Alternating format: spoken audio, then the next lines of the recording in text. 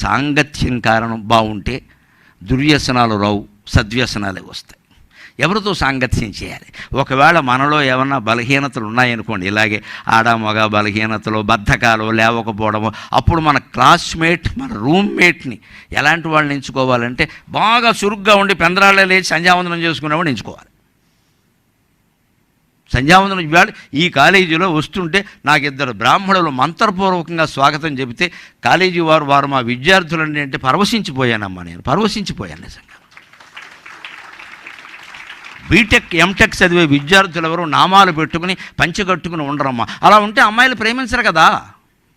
గొట్టంపేట వేయాలి, సిగరెట్ నోట్లో ఉండాలి, స్టైల్గా ఊదాలి, అవి వారికి లేవు. వారి గురువులు వారిని ఏ సంప్రదాయంలో పెంచారో ఆ సంప్రదాయంలో వారు ఉండి నాకు స్వాగతం చెప్పారు. నేను పరమానందపడ్డాను, నిజంగా పరమానందపడ్డాను ఆ స్వాగతానికి. కులవృత్తి ఎందుకు మానాలి మనం? అది దైవం, వేదం ఊరికే వస్తుందా? నేర్చుకుంటే వచ్చేస్తుందా?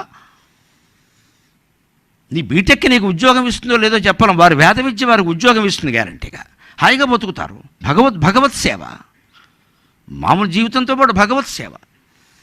ఎందుకు మానాలి మన వృత్తుల్ని? అది మానేసేసి అందరూ బీటెక్ ఎంటెక్ పిహెచ్డీ అమెరికా వెళ్ళిపోదాం. ఏం చేస్తారు? అందరినీ ఇప్పుడు తిప్పి పంపిస్తున్నారు విమానాల్లో. మరి వేదం వాళ్ళని ఎవరైనా తిప్పి పంపరు. గౌరవంగా అక్కడికి పిలిచి 10 రోజులు అట్టి పెట్టుకుని సకల సౌకర్యాలు చేసి లక్షలు ఇచ్చి పంపిస్తారు. అర్చకులు వెళ్ళినా సరే అమెరికాకి కళ్యాణం చేయించండి, లక్షలు ఇచ్చి పంపిస్తున్నాం. ఏ వృత్తి గొప్పది? ఎందుకు కుల వృత్తులు మానేశాం? అందరూ ఒకే చదువు, ఒకే విద్య, ఒకే భాష. ఏమిటి దరిద్రం? అంత పోటీ పెరిగిపోయింది విపరీతంగా, ఆత్మహత్యలు పెరిగే, ఉద్యోగాలు లేక. దీనికి పరిష్కారం ఏన్షియంట్ విజ్డమ్. ఉత్తమ జీవితం కోసం విద్య, కానీ నీ ఉద్యోగం కోసం విద్య కాదు మిత్రమా. కీటో అపి సుమనస్సంగాత్ ఆరోహతి సతాంశిరక అశ్వాపి యాతి దేవత్వం మహద్భిః సుప్రతిష్ఠితం. ఎవరితో సాంగత్యం చేయాలి? మనలో లోపాలు ఉండొచ్చు. లోపం లేని మనిషి లోకంలో ఉండడు. లోకం అనే మాటకి సంస్కృతంలో లోపం అని అర్థం.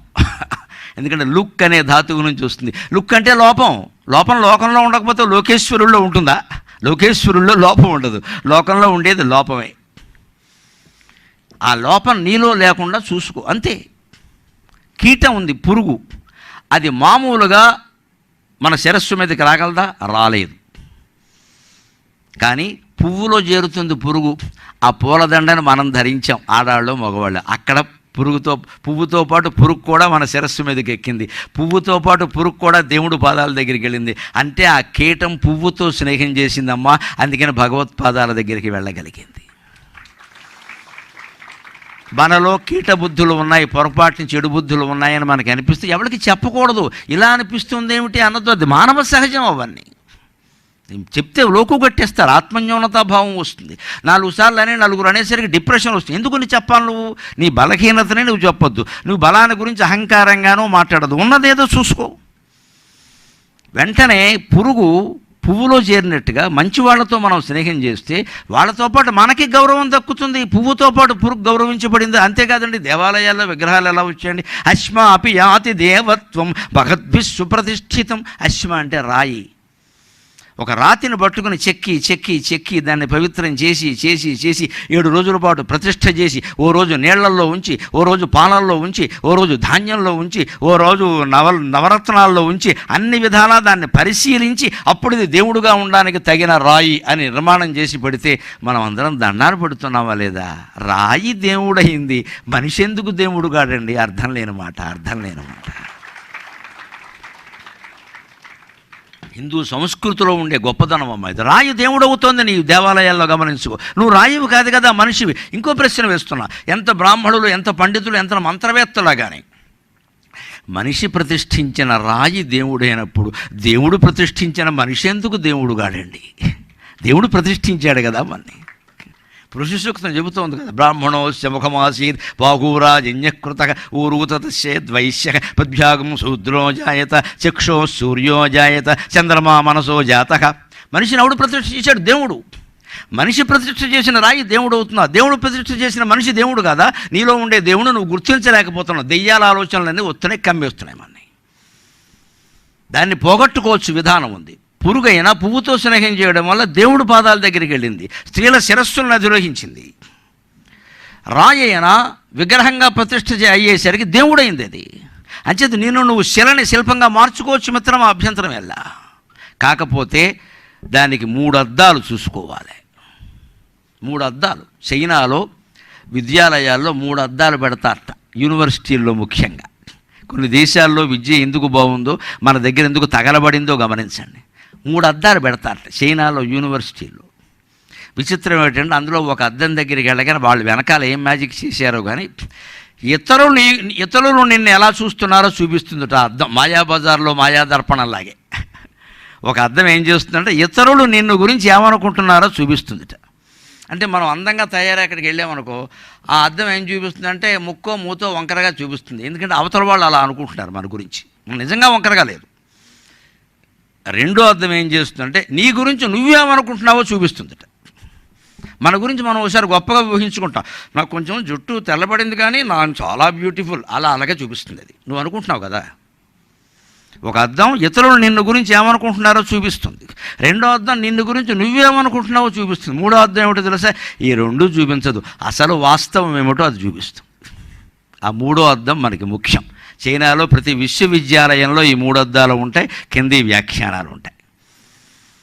నీ గురించి ఏమనుకుంటున్నారో చూడు, నీ గురించి నువ్వేమనుకుంటున్నావో చూడు, ఇంకోటి అసలు వాస్తవం చూడు. ఈ 3 కొటేషన్లు కింద ఉంటాయి. అంటే మనకి ఏది ముఖ్యం? వాస్తవం ఏదో అది ముఖ్యం. నీ గురించి ఇతరులు అనుకునేది సరైంది కాదు, నీ గురించి నువ్వు అనుకునేది కూడా సరైంది కాదు. మనం ఒక్కసారి ఉత్సాహంగా ఉంటే మన గురించి చాలా గొప్పగా ఊహించుకుంటాం మనం. అదే కొంచెం నిరుత్సాహం రాగానే అయిపోయింది నా బతుకు, మొదటి నుంచి ఇంతే, ఇది కూడా తప్పే. మొదటి నుంచి ఇంత కాదు. మనిషిలో పెద్ద లోపం ఏంటంటే ఒకటి ఏదన్నా ఘటన ఇంట్లో దుఃఖకరమైనది ఒకటి జరిగిందనుకోండి, అంతకుముందు వారంలో జరిగిందనుకోండి, 3 నెలల బట్టి నాకు అన్నీ ఇలాగే జరుగుతున్నాయి, చాలా మంచి కూడా జరిగింది నువ్వు చూడట్లా. వీడి కర్మగాలి ఈ జరిగిన ఘట్టం మంగళవారం జరిగిందనుకోండి, వరుసపెట్టి 2 మంగళవారాలు ఎందుకు, వీడికి మంగళవారం సెంటిమెంట్ పట్టుకుంటుంది. ఇంకా మంగళవారం వచ్చేసరికి ఉణుకుపోతూ ఉంటాడు. ఇక్కడ మంగళవారంలో లేదు, నీ బుద్ధిలో ఉంది. ఇక్కడ ఈ వారాల సెంటిమెంట్ ఏంటంటే దరిద్రం. ఇక్కడ ఇవి మనం పెంచుకుంటూ ఉంటాం. మరి సుఖాలు కూడా బోళ్ళు వచ్చాయి కదా, అవి ఎందుకు పెంచుకోవు? సుఖదుఖ మిశ్రమమేనండి జీవితం. సుఖం లేకుండా దుఃఖం ఉండదు, దుఃఖం లేకుండా సుఖం ఉండదమ్మా. దాన్ని గమనించుకోగలగాలి ఖచ్చితంగా. అలా ఉంటే ఈ అద్దాలు మనకి జీవితంలో ఎంతో ఉపయోగపడతాయో చూడండి. అందువల్ల మంచి వాళ్ళతో సాంగత్యం చేస్తే మనం చెడ్డ ఆలోచనలు పొరపాటును కొన్ని ఉన్నా మంచి వాళ్ళగా మారతాం. అంతేకాదు, మంచితనం అనేది మనలో ఉంటే చిన్న గుణం కూడా ప్రకాశిస్తుంది. దానికి ఏన్షియంట్ విజరం ప్రాచీన కాలంలో ఒక మంచి పద్యం చెబుతారు. మంచి గుణములు గల ఎట్టి మనుజునందు స్వల్పగుణమైన ప్రకాశంబునందు. మంచి గుణములు గల ఎట్టి మనుజునందు స్వల్పగుణమైన అది ప్రకాశంబునందు. శ్వేతగిరి శిఖరంబుపై సీతకరుణి కిరణజాలంబు మెరయిడి పొరయుకరణి. శ్వేతగిరి శిఖరంబుపై సీతకరుణి కిరణజాలంబు మెరయిడి పొరయుకరణి. మంచి మనిషి, మంచి గుణాలు కొన్ని మనలో ఉంటే, కనీసం ఒక 5-6 మంచి గుణాలు ఉన్నాయనుకుందాం, అప్పుడు ఆ తర్వాత ఉండే గుణం చిన్న మంచి గుణమైనా దానికి పెద్ద ప్రచారం వస్తుంది. మంచి గుణములు గల ఎట్టి మనుజునందు స్వల్ప గుణమైన అది ప్రకాశంబునందు. ఎందుకని మంచి గుణాలు కొన్ని ఉన్నాయి, 10-15, తర్వాత ఉన్నది ఏదో గుణం ఉంది. ఆయన పొద్దున్న రోజు 5ంటికి లేస్తారండి, అదెంత గొప్ప విషయం ఏం కాదు. పని బట్టి లేచాడు ఆయన, ఆఫీస్ ఉంది కాబట్టి లేచాడు, ఆదివారం లేవడం. కానీ ఆ ఆదివారం లేవన్న విషయం ఎవడూ చెప్పడండి.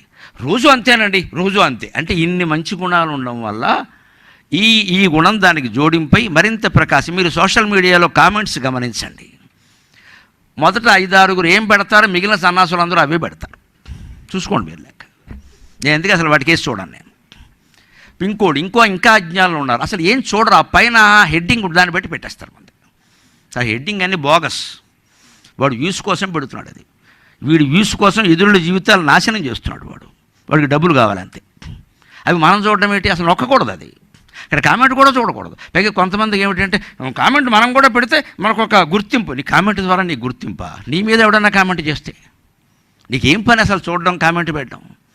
కానీ ఒక పద్ధతి ఏమిటంటే మొదట 10 మంది ఏం పెడతారో దాన్ని బట్టి ఊహించి వినకుండా చూడకుండా, అసలు చెప్పేదే అబద్ధం అయినా సరే అది కూడా వినకుండా వీడు పెట్టేస్తాడు. లోకం దృష్టి అది. చెడు గుణాలు 4 ఉన్నాయనుకోండి, మంచి గుణాన్ని కూడా చెడ్డ గుణమే అంటుంది. ఇప్పుడు ఈ మంచి గుణాన్ని మెచ్చుకోవచ్చు కదా. ఆయన కొంచెం వ్యసనాలు ఉంటే ఉండొచ్చు కానండి. పొద్దున్న మాత్రం 5:30కి లేచి స్నానం చేసి సంధ్యావందనం చేయకుండా ఆయన సీసా పట్టుకోవడం అంటే ముందు సంధ్యావందనం చేస్తున్నందుకు నమస్కారం చేయి, సీసా విషయం తర్వాత. వీడు అలా అంట, ఇంకా సంధ్యావందనం ఎందుకు, సీసా పట్టుకున్నప్పుడు ఈ మాట ఎందుకు? ముందు పని సంధ్యావందనం చేశాడు కదా, సీసా పట్టుకున్నా. అనడండి. 4 గుణాలు చెడు కనపడేసరికి మంచి గుణం కూడా చెడు అవుతుంది. 4 గుణాలు మంచి కనపడేసరికి చెడు గుణం కూడా మంచి అవుతుంది. అందుకని మనలో మంచి గుణాలు పెంచుకోవడం ఒకటే మార్గం. దానికి ఉదాహరణ ఏం చెబుతున్నాడు? కవిత్వం కదా ఇది. శ్వేతగిరి శిఖరంబుపై సీతకరుని కిరణజాలంబు మెరయిడి పొరయుకరణి. మామూలు చంద్రకాంతి వెన్నెల పొన్నమి నాడు భూమండలం అంతా పడుతుంది, అక్కడక్కడ అది కనపడదు. కానీ హిమాలయ పర్వతాల మీద పడిన వెన్నెల బ్రహ్మాండంగా ప్రకాశిస్తుంది. ఎందుకని? అది అప్పటికే వెండి కొండ, మంచు చల్లగా తెల్లగా ఉంది. ఆ మంచు తెల్లగా చల్లగా వెండిలా ఉంటే దాని మీద పడిన చంద్రకాంతి విశేషంగా ప్రకాశిస్తుంది. అదే మన హైదరాబాద్ అబిడ్స్ జంక్షన్లో చంద్రకాంతి పగితే బస్సు హారణ మోజుల్లో మనకేం వినపడదు. ఒకే చోట చంద్రకాంతి పక్షపాతం ఏం లేదు. అబిడ్స్ జంక్షన్కిను హిమాలయ పర్వతానికి చంద్రుడికి భేదం తెలియదు. పడ్డాడు ఒక చోట, సరిగ్గానే పడ్డాడు. అక్కడ మంచు మీద వెండి మీద పడడం వల్ల బాగా ప్రకాశించాడు. ఇక్కడేమో జనం మీద పడడం వల్ల, చెత్త మీద పడడం వల్ల ఆయన ప్రకాశం కనపడడం. ప్రకాశమే, మనకు కనపడడం లేదు. అంచేత మనలో మంచి గుణాలు పెరిగితే తర్వాత ఉన్న చిన్న గుణం, పొద్దున్నే లేవడం, ఏదో కాఫీ టీలు తాగరండి, పాలు తాగుతాం, ఇలాంటివి కొన్ని లక్షణాలు ఉంటాయి ఆరోగ్యకరమైనవి. అవి చిన్నవైనా పెద్దవిగా ప్రకాశిస్తాయి. వాటిని మనం పెంచుకోవాలా వద్దా? దయచేసి ఆలోచించండి.